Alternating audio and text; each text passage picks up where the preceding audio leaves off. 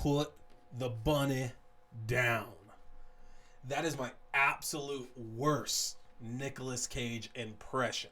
And I'm doing that impression because tonight, after being bugged over and over and over for years to just watch a bunch of Nicolas Cage films, I somehow have watched a large amount of Nicolas Cage films in the last few days. So tonight, we are discussing the recent horror works of one Mr. Nicolas Cage. All that and more tonight here on T Watches a Scary Movie.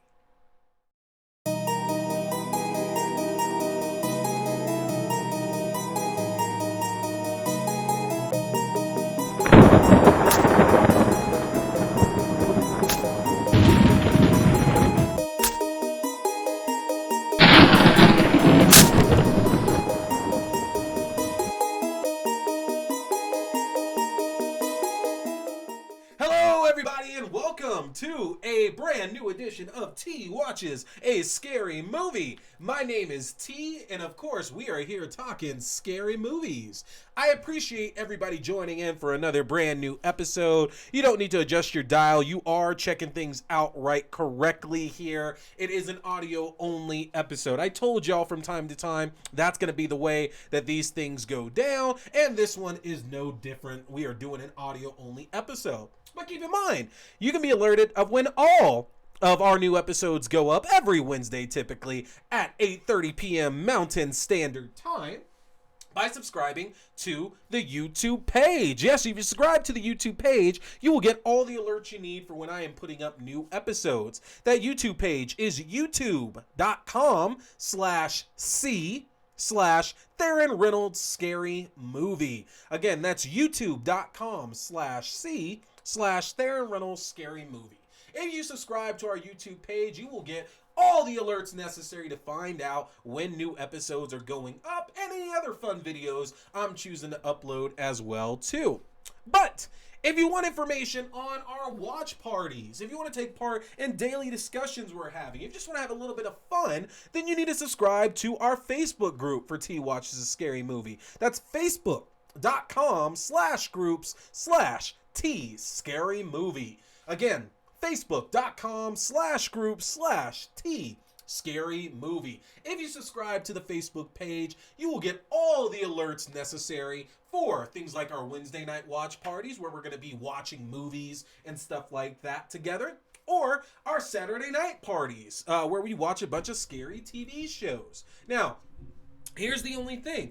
I did mention last month that I'm going to start taking one Saturday off a month in order to really run these things right here. And that's this coming Saturday. So our Scary TV watch party, which is usually coming in on Saturday nights, we will actually be doing this coming Thursday. So we will start our Scary TV watch party this coming Thursday. We're going to do that same time. It's still going to be 7:30. We're still going to do our typical ones. We're going to have Are You Afraid of the Dark? We're going to have Spawn. We're going to have Black Mirror, Tales from the Crypt, Hannibal, and we are going to finish off The Stand. And perfect timing because, as I mentioned as well, the second season of Creepshow starts in April, so we'll be adding Creepshow back into the lineup once we get into April. In the meantime, I'm going to have some fun swapping a few things in and out of our Saturday watch parties over the next few weeks. But make sure you are tuning in Thursday, February 25th, 7:30 p.m. You got to go to the Facebook group to get the link,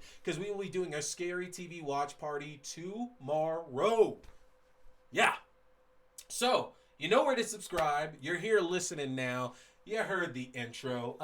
Folks, I don't know. I'm weird when it comes to new movies. Mainly because I love the theaters so much. And obviously, I know there are great movies that sometimes will never get to theaters. Never, ever. They'll never get there. You got to catch them streaming. You got to buy the DVD, Blu-ray, whatever. But this last year has kind of been hard because I've tried to pick up a lot more TV shows in the pandemic. Movies were kind of hard to get through because I'm so stubborn sometimes when it comes to watching a lot of independent flicks.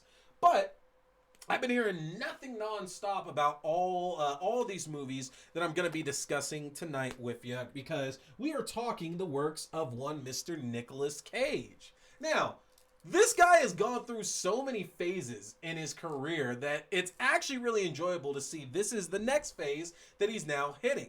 If you remember, when he first started off, late 70s, early 80s, it's a lot of drama, a lot of like romantic flicks and stuff like that. A few oddball films in there. Vampire's Kiss is definitely one. That's a good one though. But then in the 90s, like around the mid 90s, Nic Cage became an action star. And he started being the guy you would see in like the big fun popcorn films of the summer, like when things were coming out. Like everybody remembers Con Air, of course. Who could not remember Con Air? It's part of the reason why I hate people so damn much with this, because I fucking hate Con Air. It is a terrible, terrible movie when people love it so much. But you know what's not Con Air? The fucking Rock. The Rock is amazing, and it is. I'm hard pressed to think of a Nicolas Cage film I enjoy more than that. But then again, Face Off is pretty damn good as well too. 8mm is good. I enjoy Snake Eyes. And of course, Gone in 60 Seconds. Like, Nic Cage was the man back in the late 90s, early 2000s stuff. But the problem is that he hasn't exactly had a lot of great films post about 2010. For the last 11 years, Nic Cage's good movies are very rare and few. And I say that because if we look at 2010, he had 2 films come out. He had Kick-Ass and he had The Sorcerer's Apprentice. Kick-Ass is amazing. Sorcerer's Apprentice is actually not bad at all. It's just not one that I find myself going and watching that much. And then 2011, the dude had 4 movies: Season of the Witch, Drive Angry, Trespass, and Seeking Justice, which 2 of those for sure got a theatrical film. Drive Angry is really the only good one out of those ones. That's a fun film. And then some other noticeable ones: Ghost Rider, Spirit of Vengeance, the second Ghost Rider film. The Croods. I actually did enjoy The Croods. Croods was fun. Let's see, Left Behind, which was the reboot of the popular Christian novel series about the Rapture. What else? You got Snowden. You have a lot of direct to video stuff. I mean, he did Spider-Man Into the Spider-Verse, which is fantastic. He did Teen Titans Go to the Movies. That was fun as well too. But outside of those, it's just a lot of direct to video stuff, with the quality of those mostly ranging on bad. But something happened in the last few years, though, because typically it's hard to come back. If you're out there and your career is basically making direct-to-video movies at this point, you don't really get a comeback. We've seen it with guys like Cuba Gooding Jr. and some past like James Bond actors and stuff like that. But the idea is, if you go, Bruce Willis even does that now. But if you do a bunch of direct-to-video movies, chances are you're not really going to get back to doing a lot of like big old theatrical films. There are some exceptions, but it just doesn't happen that often. And we know Nicolas Cage has had some money issues, so a lot of times his films that he's doing is just to pay off a lot of debt. But something happened, and Nicolas Cage has actually been in some damn good horror movies in the last few years. In 2018, Nicolas Cage did a film called Mandy. If you have not heard about Mandy, Mandy is a film about, what's even the way to describe it? Nicolas Cage plays this character named Red Miller. And Red Miller lives in the mountains with his girlfriend, Mandy. And they live a really simple life, it seems. There's a lot of backstory. We're supposed to pick up. That they both have some psychological issues. They're both really reclusive.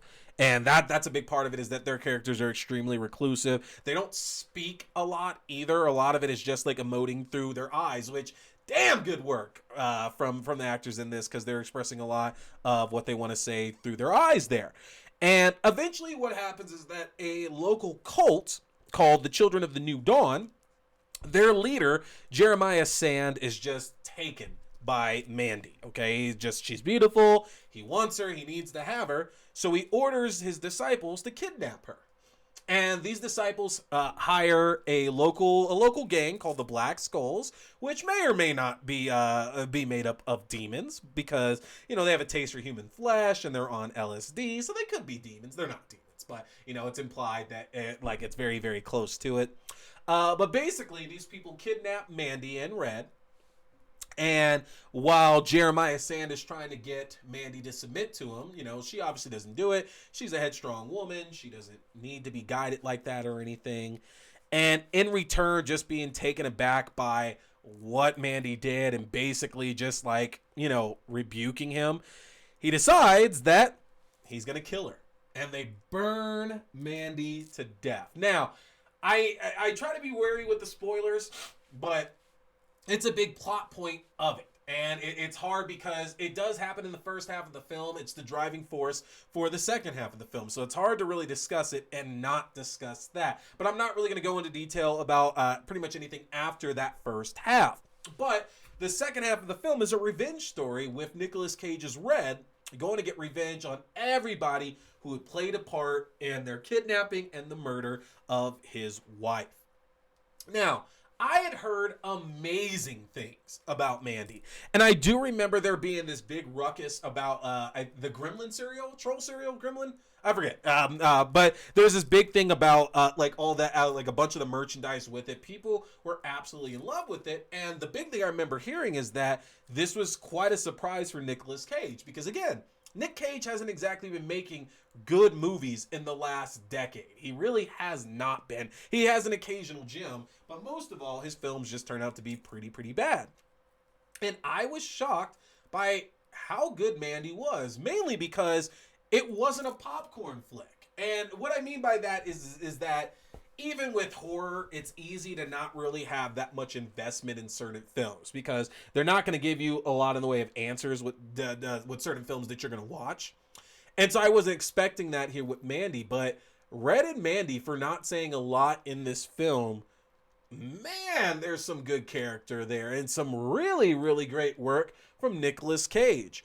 One scene that if you see it, you'll definitely you'll really, really enjoy it, or you'll just say this is over the top and it's Nicolas Cage as we always see him, which I definitely don't agree with in this case, is the scene after he gets back to his place and he basically downs a bottle of vodka or schnapps, or it's a bottle of some kind of alcohol. And the man drinks the whole thing and just kind of freaks out afterwards. And I loved it because, number one, it's Nic Cage. And these days, I don't expect much out of his acting.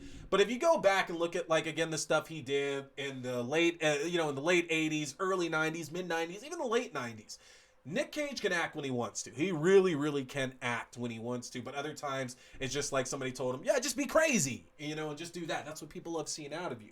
And that one scene was probably the best acting that Nicolas Cage has done since the year 2000. That freak out after hitting the bottle and just realizing that, this big part of his life is over. He just had to watch his wife be burnt alive.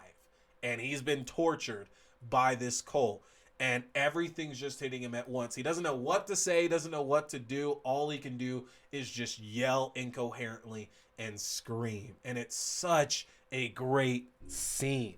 Now, in terms of everything else with the film, because I did really enjoy it, I found myself not having to care too much about the bad guys, about the Children of the New Dawn in the film itself. I mean, because the cult itself wasn't actually that scary. There's a lot of weirdos in this cult.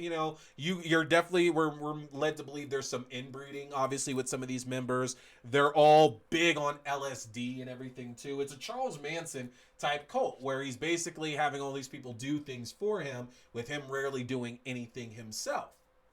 And to that extent, the cult hires that biker gang out to kidnap Mandy and Red, and they're really the ones that are the scary ones there. The fact that this gang here, the Black Skulls, they're really the ones doing all the work. And again, as I mentioned, they eat human flesh, they're drinking blood, and they're doing LSD.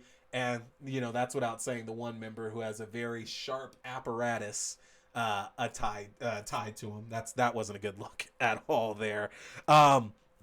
He has basically a sharp dildo attached, and that was a very, very interesting to see there. But the bad guys aren't particularly deep. we know that Jeremiah Sand has probably lived a life of impregnating and romancing his female members, forcing them into that life. And then, the moment that they get a certain age or he's done with them, it's the next paramour for him. It's the next girl has to step up and take the place of the previous one. And nothing seems too formidable about them. And I think that's maybe part of Mandy's charm, is that we know it's going to be a revenge flick. We know very much that Red's going to get out of this predicament, and he's going to come and wreak havoc on these people who took his wife away from him, took his life away from him, And that part's done exceptionally well to where we don't have to focus too much on this gang. And that's really good because none of them are particularly interesting characters. Even Jeremiah Sand, just because I wanted to see some real deep emotion and thought coming from this guy. And instead, the entire time, he's just basically a weasel who has everybody do things for him. And it's like, dude, you have no power. You have no power in the least bit at all. The imagery in this is just fantastic as well, too. They play the LSD up very, very high because everybody's on it at that point. The Children of the New Dawn, they're on LSD. The Black Skulls, they're on the LSD. They force Mandy to take LSD. And then Nic Cage accidentally takes LSD as well, too. It takes coke later. But, the entire film is super interesting visually as well because a lot of the time we're seeing the film through LSD covered glasses. We're basically supposed to be tripping the way that they are. And that kind of hikes up the idea of, does this cult actually have powers? Are they just human, or is there something else that they have the ability to control? And these Black Skulls, are these human as well? Because they're very otherworldly, and all these drugs and stuff make it hard to tell what is what. Now, out of the three films that I'm talking about tonight, this was easily, in my opinion, the best of the three. Only because it's not really over the top. The gore and the violence in it is pretty damn big. And I highly suggest those of y'all who don't do well with depictions of torture and stuff like that, this might be one you want to avoid just because it's emotionally heavy as well too. But I really, really enjoyed it, honestly. In terms of scares, again, the Black Skulls were scary as shit. They were scary as hell, and it was so fun watching Nic Cage go up against them. But my favorite fight in the film, my favorite encounter, is Nic Cage and the lumberjack that's part of Children of the New Dawn, because they get to have a chainsaw fight.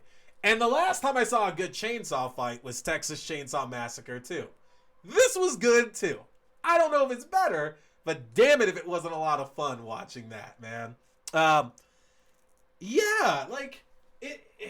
This film left me very, very conflicted. And by conflicted, I just mean that it seemed very obvious that Nic Cage should do more of these films. It was he fit the role really well, and he didn't have any words. I think he honestly, throughout the course of this entire movie, maybe said a total of 30 words. I honestly think that's what it was. 30 to 50 words max at that point. And it works so well because I think you all would agree that that's a big thing about Nic Cage, is that he's out, he has all these outlandish lines in every single film he does. But the fact that he was kept quiet, he had to actually rely on his own acting to make it enjoyable, And he did. He did a really good job with it, honestly. I like Mandy. Mandy is a really, really good film. I would definitely suggest checking it out if you do get a chance to, honestly. It's very enjoyable. It's just very brutal. And that's the thing, is that you got to be sure you're okay with how brutal the film can definitely be at times, okay?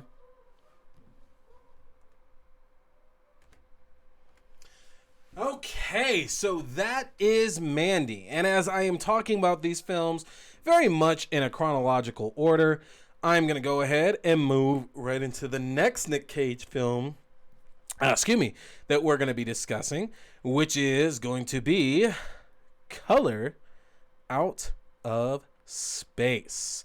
Yes, that is Color out of space. Now, you've probably seen the poster for this, and I only say that because this film got a lot of good reviews and good marks on it here. But The Color Out of Space is actually based on a short story by H.P. Lovecraft. And if you know H.P. Lovecraft, then you know we're talking like Cthulhu. That is, oh man, yeah, Cthulhu is a big part there for sure. Yeah, so this is based on an H.P. Lovecraft story, which lets you know it's going to be brutal. It's going to be mean. It's going to be incredibly mean and unforgiving to everyone. And my friend John Betancourt actually even said it when I said it, these are the movies that I was going to talk about, that, you know, what happens to the family is so messed up, and it is. So I have to be careful because I don't want to spoil everything here. Basically, the story that we're following here is that this family, who's dealing with the mother Teresa, the mom's name's Teresa.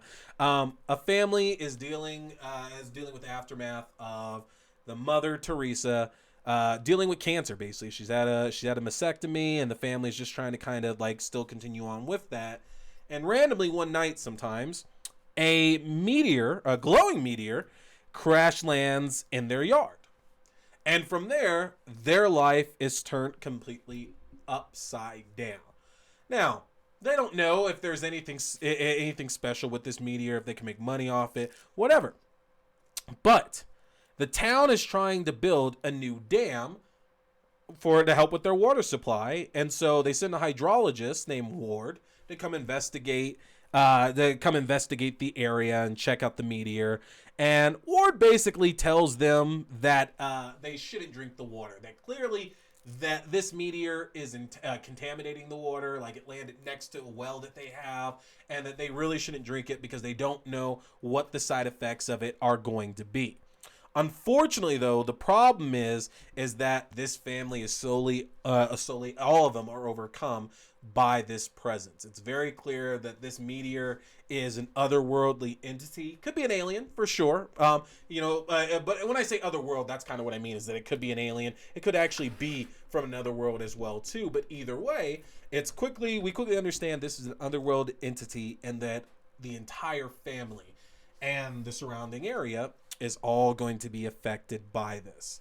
And there is some gruesome imagery in this. I feel that of the three films that we're doing, I feel that Willy's Wonderland is what people kind of expect from Nic Cage these days.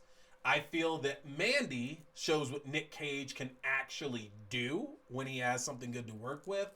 And I feel Color Out of Space is kind of feel like this is the closest to normal Nic Cage that we'll get, which I don't know if that's a good thing to say based on some of the things his character does in this film, but I feel that Color Out of Space is the closest we get to like a normal Nic Cage. He's playing a father who, he's already worried about his wife. His wife is dealing with one of the worst things anybody could ever experience, and he's trying to be strong for her. He's trying to be strong for his kids. He's trying to keep his family together. But he's also dealing with like this newfound craziness, which is destroying everything that's important to him. It's making his family act weird. It's making him act weird. They're losing their crop. They're losing their water supply. Their animals, because they are running a farm, are acting weird as well too. They own an alpaca farm. And the rest of the family is so interesting. He has two sons in it. The son is Jack, I believe. It's Jack and it's Benny. Jack being his youngest son, Benny being his teenage son. And Jack's a typical little kid, and he's the first one affected by this meteor, whereas Brendan actually probably takes the longest to get affected by this meteor at all. He also has a teenage daughter named Lavinia, which is an interesting name, and it is very interesting just hearing that throughout the entire film. And his wife, Teresa, as played by Jolie Richardson, who I love from The Patriot and a bunch of other stuff as well, too. It was pretty intense watching the things that happened to each of the members of the family. If you're not familiar with H.P. Lovecraft, he doesn't really give mercy to anybody. which is probably why, you know, he has such an influence in the Alien films, because those movies are very much about nobody's exempt.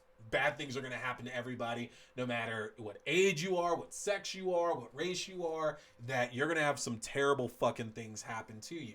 And Color Out of Space was no exception to that either, because, spoiler alert, like, I'm not going to say exactly what, but terrible things happen to every single member of this family.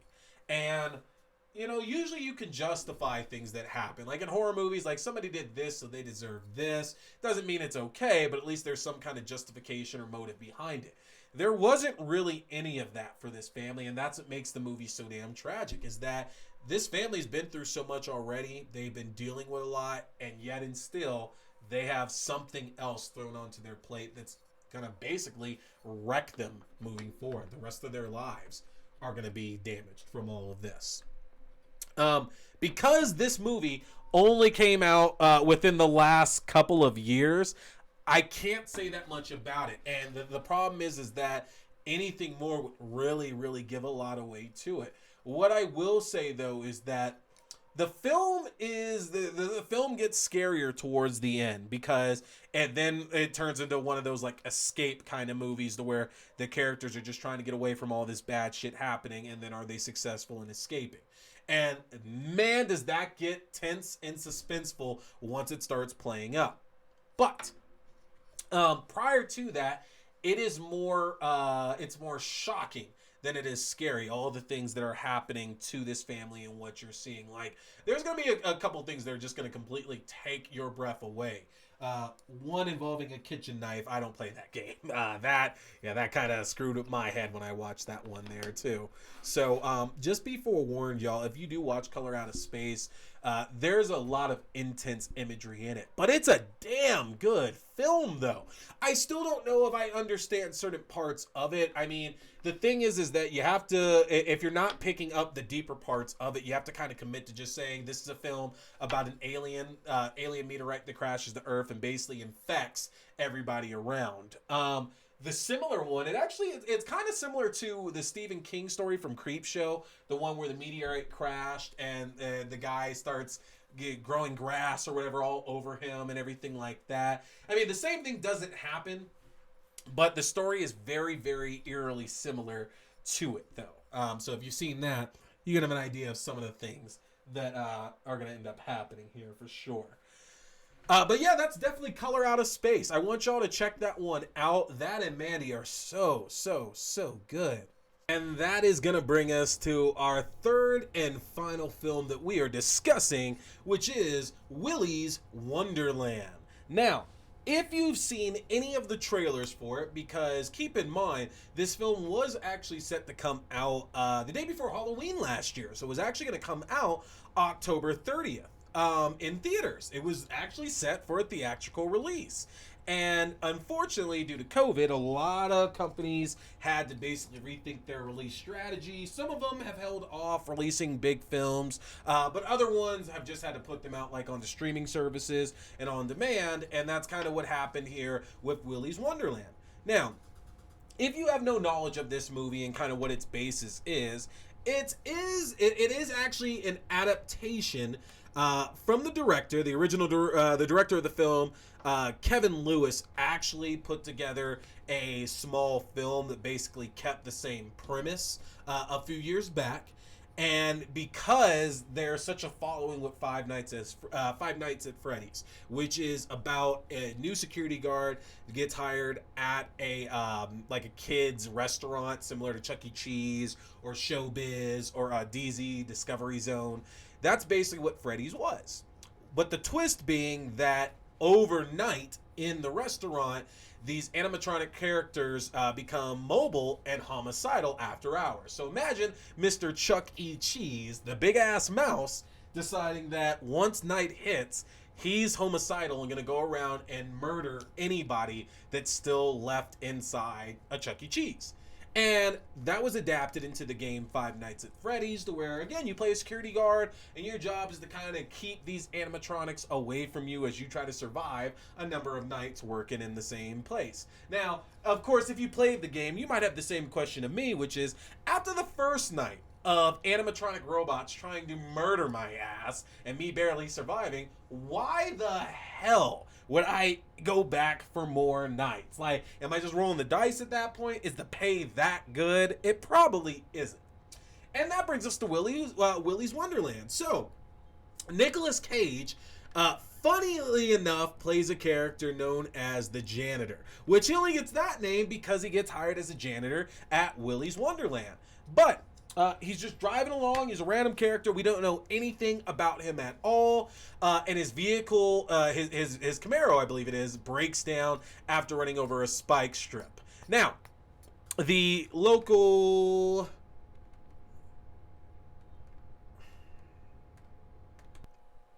Right, so, the entire premise of Willy's Wonderland is that Nicolas Cage plays this drifter who we don't know anything about him at all. We don't get a name or anything like that. But he's driving along, and his car actually hits a spike strip that disables him. He gets picked up by a local mechanic in the nearby town of Hayesville, Nevada. And that mechanic decides to take him over to Willy's Wonderland, where the owner needs a night shift janitor. And if he'll work as the night shift janitor, they'll get his vehicle repaired. And over the course of the film, basically, we know what's going to happen. Anybody that walks into this film, and by walking I mean rinse it or whatever, but you can't watch this film and not have the slightest idea of what's going to happen. I mean, it's pretty easy to tell that he's going to work there. The animatronics are going to come alive and try to murder him and anybody else that shows up. And thankfully for us, it's not just Nicolas Cage who gets stuck inside Willy's Wonderland.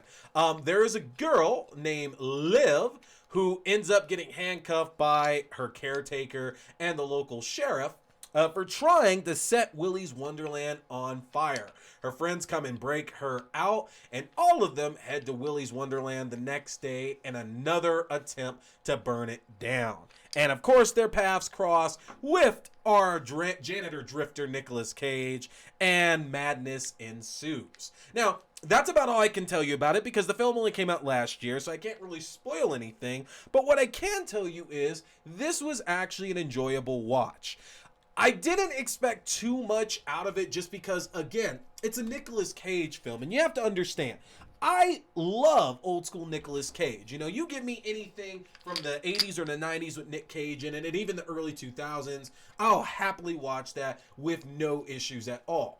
But if we're talking Nic Cage after about 2010 or so, that's a big risk to take. You never know. And the fact that the studio behind Willy's Wonderland isn't really one known for putting out the best movies makes you also wonder where they were going with like a theatrical release. Like, how was that a legitimate plan here for this film? But I digress, because the film is actually a lot of fun. First of all, you do need to understand that this is not going to be anything worth any kind of quality, okay? You are not coming in here and going to see like a horror classic that you'll probably watch each and every year. You really won't, especially because they are making a Five Nights at Freddy's film, and when that comes out, I fully expect that to basically have this film be completely ignored. But the premise is simple. And just like in Mandy, they don't have Nicolas Cage's character say that much. And I'm starting to notice a trend between those two films that when you don't give Nicolas Cage a lot to do, he can't be the one to wreck a film. And I say that, and it sucks, because Nicolas Cage has made a lot of good movies. But one of the things in the last 10 years is that him leading a film wasn't really doing people a lot of favors. And I say that's more than me starring in a film, but still. He's interesting to watch because we don't get a lot of info about his character, okay? All we know is this character continues drinking this random-ass fruit punch that he carries around. Like, he literally carries it in a sack. He's got these six-packs and stuff that he's drinking all the time. And that he really enjoys the Willy's Wonderland pinball that's set up at Willy's Wonderland. But outside of that, doesn't say much, doesn't emote too much there. You just know he's a really good guy. And when shit starts hitting the fan inside Willy's Wonderland, which is hilarious, with the different kills they go through, because obviously a lot of people, not a lot of people, but a good chunk of the cast get killed pretty hardcore in this film. But what's kind of interesting about it, there is a twist with the characters, and I don't know enough about Five Nights at Freddy's because, again, like I said, I played like the first 2 games or so, but I wasn't great at them, so it's not like I lasted more than a day or two to get good story. But the first 2 games, I didn't pick up much of a backstory for how these characters are coming back to life and killing people that come in. So the backstory they introduce here for Willy's Wonderland, it's simple, but it works. And it's like, okay, cool. You didn't shoot for the moon. You didn't go for anything over what you know you have the capability to do. You kept it incredibly simple. And man, does the story actually work too. Okay, it works really, really good. Past that, the rest of the acting is not fantastic. We do get Beth Grant in there, and if you don't remember Beth Grant, she's a veteran in the business. She was in a show called Jericho that I really love a lot, but you might remember her. She was in Rain Man. She was in Child's Play 2. She was Andy's teacher that Chucky ends up killing with the ruler. She was in Speed. She was the woman who tried getting off of the bus, and Dennis Hopper ended up like destroying the door just to prove a point. She's been in a lot of stuff, a lot of really, really good stuff, and she's a fantastic actress. So she's pretty much the only other person in this film that you would really recognize from the cast here besides Nicolas Cage. And the rest of the cast outside of Nicolas Cage and Beth Grant, it's not that good, honestly. And that's not a knock because the film definitely knows it's not shooting to be this amazing movie. Like the friends of the character Liv, they're, all these teenagers and stuff, they're exactly what you would expect from like these characters of this age played by these people, honestly. And that's the easiest way to put that.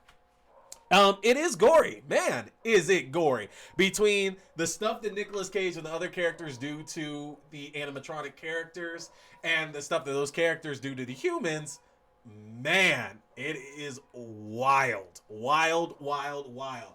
But you have to know what you're in for, okay? The production value on this, I've said it to a few of y'all, is only slightly above a Sci-Fi Channel movie. And that actually works pretty well for it because I don't know if I could take this movie seriously if it had like this super, super high budget to it, all right? Again, that's Nicolas Cage. Like, he's got to earn that back, basically. But the film itself works where it is. It's almost an insult to call it a sci-fi film because sci-fi horror films, like on the Sci-Fi Channel, just so you understand what I'm saying, Sci-Fi Channel films generally just don't have a lot of good going for it. And Willy's Wonderland actually managed to keep a smile on my face pretty much the entire time I was checking it out. So, you're not going to get much in the way of scares. Like, even the jump scares are so telegraphed that there should be no real way for you to get, like, scared from it. But it's still a very, very good watch. I highly would recommend checking it out. And kudos to Nic Cage, okay? We talked about Mandy, Color Out of Space, and Willy's Wonderland tonight. And in 2021, that is the last thing I figured I would be discussing. At some point, it's like, okay, I'm going to come back with a retrospective on The Wicker Man. Because those of y'all who know me know I love the Nicolas Cage Wicker Man. I don't get what the issue is with it, especially if you're not even considering the original film. I think it's a fine movie, honestly. But I'm happy to have been able to talk about these because the joke's on me, and now next time Nic Cage has a horror movie coming out, there will be no question about whether I'm seeing it or not. It's gonna get checked out pretty much right away. And lucky for y'all, tonight in the watch party, we're gonna watch Willy's Wonderland. I thought about which of the 3 we'd honestly want to do, and the problem is that both Mandy and Color Outer Space, they're kind of on the longer end, but they also are just really, really involved. And sometimes, y'all like to be able to just get up and like kind of walk around and get away when you're doing our watch parties. So we're gonna watch Willy's Wonderland. So make sure you head over to the Facebook page. You can get the link to the room. We're gonna open it up. We're gonna watch that film together. And then, of course, again, make sure you check the Facebook page out for our watch party tomorrow, as we are gonna shift all of our scary TV watching till Thursday night, the 25th of February. That is going to do it for us, though. I appreciate everybody joining in again for another new episode. Remember, every Wednesday, 8:30 p.m. Mountain Standard Time, you can catch a new episode of T Watches a Scary Movie. And of course, I'm T. We've been talking scary movies. Y'all stay scared.